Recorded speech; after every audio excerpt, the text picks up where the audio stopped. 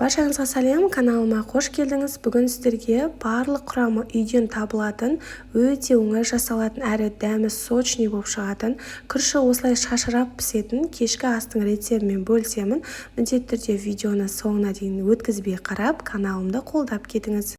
Ең алдымен етімізді жалпақтап, жіңішке етіп, видеода көріп тұрғандарыңыздай әдемі қылып турап аламыз. Қасында май болса да өте әдемі, менде бірақ осындай қара кесек етті қолданатын боламын. Пиязымызды да үлкен кубиктеп, әдемілеп турап шығамыз. Қатты майдаласаңыз езіліп кетуі мүмкін.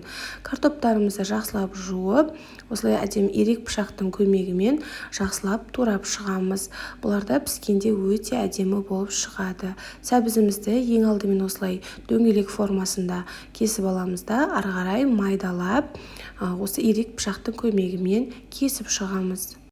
Ең соңында тәтті бұрыштарымызды жақсылап пышақтың көмегімен қатты майдаламай, үлкендеу қылып турап шығамыз.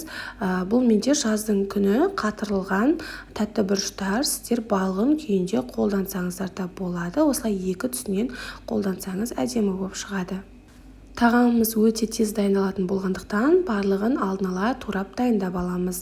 Қазанымызға майымызды құйып, майымыз енді қызайын деп жатқан кезде етімізді салып, араластыра отыра осы еттерімізді пісіріп алатын боламыз. Шамамен 5 минут өткеннен кейін етіміздің соғы шығып, яғни шырыны бөлініп әдемі болады. Үстіне пиязымызды салып, тағы да 5 минутқа қалдырамыз. Дәл осы порциямен жасайтын болсаңыз, 4-5 адамның порциясы шығатын болады. Етіміз кішкене жібіп жатқан кезде үстіне сәбізіміз бен картопымызды салып, жақсылап араластырамыз. Егер суы тартылып жатса, кішкене су құйсаңыздар да болады.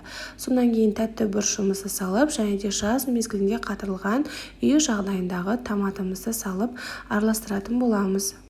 Егер де сізде үй жағдайындағы томат болмаса, кәдімгі дүкеннің томатын қолдансаңыздар да болады. Дәміне қарай тұзымызды, қара бұрыш, дәмдеуіштерімізді және де қызыл паприканы салуды ұмытпаңыздар. Осылай жарты үлкен қасықпен жартысын салсаңыздар өте дәмді болып шығады.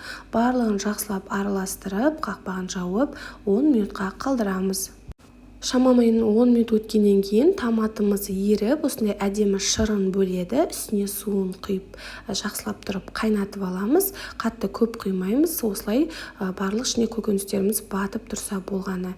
Екінші жақта біз қазір күрішімізді пісіреміз. Осындай қазанымызға кішкене ғана майымызды құйып, күрішімізді 4-5 рет салқын суға, суы әппақ болғанша, яғни суы тазарғанша толықтай жуып аламыз күрішімізді ең алдымен. Майымыз енді қызып жатқан кезде осындай қасықтың көмегімен ешқандай да суын қалдырмай осылай салып алатын боламыз. Және де қасықтың көмегімен орташа отта күрішімізді жаңағы құйған майдың үстіне күрішті жақсылап тұрып қуырып аламыз. Астын ешқандай да жабыстырып алмай, толықтай араластырып отырамыз. Дәл осылай жасасаңыз, қандай күрішпен пісірсеңіз де гарниріңіз жабыспай, әдемі шашырап шығатын болады. Осы кезде кішкене ғана үлкен ас қасықпен жарты ас қасық болатындай тұзымызды салып, жақсылап тағы да араластырамыз. Шамамен 1,5-2 минуттай ғана қуырсаңыз жеткілікті. Осы кезде суды қайнатып қойыңыздар. Қайнаған суымызды осы күрішімізге салып, күрішті жақсылап тұрып бір араластырып аламыз. Яғни астын, үстін толықтай еш жері жабысып қалмайтындай, және де баяу отқа қойып, өте баяу отқа қойып, қақпағын жауып 15 минутқа қалдырамыз. 15 минуттан кейін қараңыздар, күрішіміз осылай суы тартылып, асты ешқандай да жабыспай, әдемі болып шашырап шығады. Дәл қазіргі кезде менде дөңгелек күріш пен ұзын күріш бірге араласқан, қараңыздар, өте әдемі болып шығады.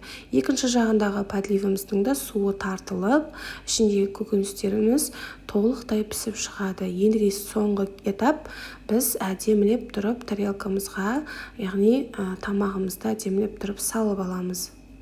Өзіңізге ұнайтын идеямен тағамды ұсына берсеңіз болады, бірақ та сіздерге ең қарапайым түрін көрсетейін деп жатырмын. Осылай әдемілеп күрішімізді кесемізге әдемілеп салып аламыз да, жиегіне осылай подливымызды, яғни суынан құюды да ұмытып кетпеңіздер. Және де үстіне осылай ас көкті сеуіп жіберсеңіздер өте әдемі әрі тойымды сочный тағамдардың бірі. Міндетті түрде жасап көріңіздер. Дәл осы видеоның астына толық описание бөліміне рецебін жазып қалдырамын. Сол жерден қарай аласыздар. Және де күрішіміз осылай бір-біріне жабыспай өте әдемі болып шығады. Сіздерге ас болсын.